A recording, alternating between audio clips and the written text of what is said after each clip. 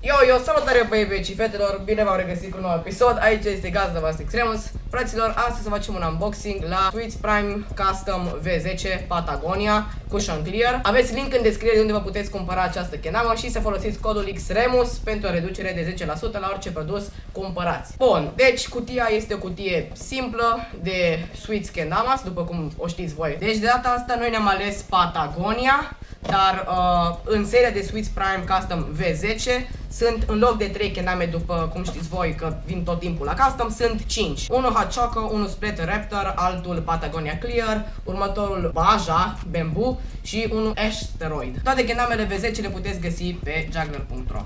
Ok, deci cam așa arată cutia.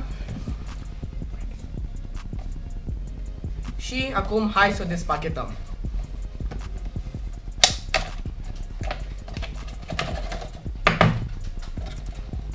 Ok, după cum vedeți, în pachet nu mai este absolut nimic și putem să-l aruncăm. Ok.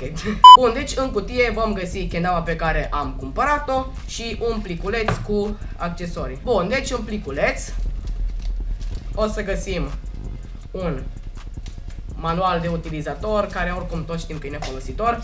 Apoi mai găsim și un pliculeț cu ață de rezervă și cu un string tool, un sticker cu Prime Custom, un sticker cu lab și încă un sticker cu lab. Iar mai departe se găsește și kendama, exact așa arată ea. E o kendama foarte, foarte frumoasă. Gripul de pe tama este Cushion Clear, canul este Maple, shape-ul canului este Prime, adică are toate cupele mai mari, spike-ul este mai subțire, astfel fiind foarte bun pentru slingere, juggle-uri și știți voi toată povestea. Imediat cum scoatem tama, văd că e prinsă foarte bine. Imediat cum scoatem tama vom găsi un protector care ajută să nu se deterioreze tama sau spike-ul în timpul transportului și cam așa arată ea. Ața, imediat cum o scoatem din cutie, este de 4 degete, eu probabil o să o schimb să am o ață mai lungă, nu știu sigur. By the way, în curând o să găsiți ațe Sweets Premium și pe Juggler, deci o să vă las probabil un link când o să le avem în descriere. Ok, deci exact așa arată ea, este o kendamă foarte frumoasă, eu am ales-o pentru că îmi place combinația asta de culori, plus că e can maple, e tamă cushion clear, eu am ales-o pentru că are culori foarte faine, are grip cushion clear, care este gripul meu preferat, dacă știți, eu ca jucător prefer cushion clear-ul tot timpul, mamă, era să scape mea cum am scos-o din cutie și e foarte icy când ai spike-ul ăla, se aude foarte fain.